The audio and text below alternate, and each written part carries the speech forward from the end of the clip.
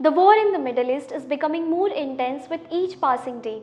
As the conflict moves into its second week, attacks are continuing across several parts of the Middle East, and the chances of peace talks appear very small.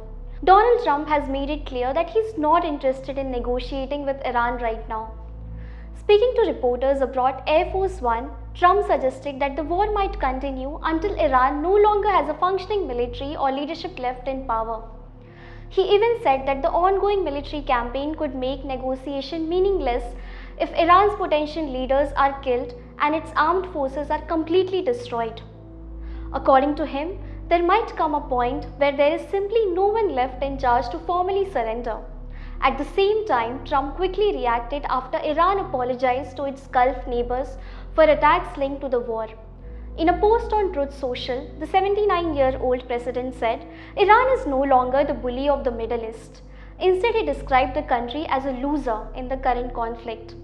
Trump claimed that Iran apologized only because of the constant pressure from the United States and Israel. He argued that the strikes forced Iran to step back and promise it would stop firing at nearby countries. Trump also said that, in his view, this was the first time in thousands of years that Iran had been defeated by surrounding Middle Eastern nations. In his message, he even wrote that some countries had thanked him for the situation. Meanwhile, Iran's president had tried to calm tensions with neighboring countries. He apologized to nearby Gulf states after Iranian strikes hit areas where US military facilities are located. He also asked those countries not to join the United States and Israel in attacking Iran. However, the apology sparked criticism inside Iran. Some hardline political groups believe the country should show strength during the conflict instead of apologizing. The president of Iran also rejected Trump's demand that Iran surrender unconditionally, calling the demand unrealistic.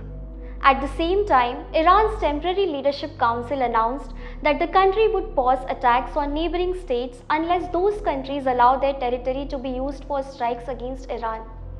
Even with these statements, attacks in the region have continued. Government in Saudi Arabia, Kuwait and the UAE reported Iranian drone strikes in their territories. So far, those attacks caused damage but no confirmed deaths. At the same time, Israel has expanded its military operations in Lebanon after rockets were launched across the border by the Iran-backed militant group Hezbollah. Israeli officials warned Lebanon that the country could face a very heavy price if Hezbollah continues launching attacks from its territory. Inside Iran, local media also reported strikes on fuel depots in several places, including the city of Karaj located west of the capital Tehran. With attacks happening across multiple countries and strong statements coming from leaders on all sides, the war is becoming more dangerous day by day.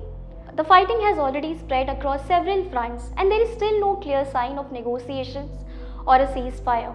For now, the biggest fear among global leaders is that the conflict could grow even larger, pulling more countries into the fighting and turning this crisis into a much wider war in the Middle East.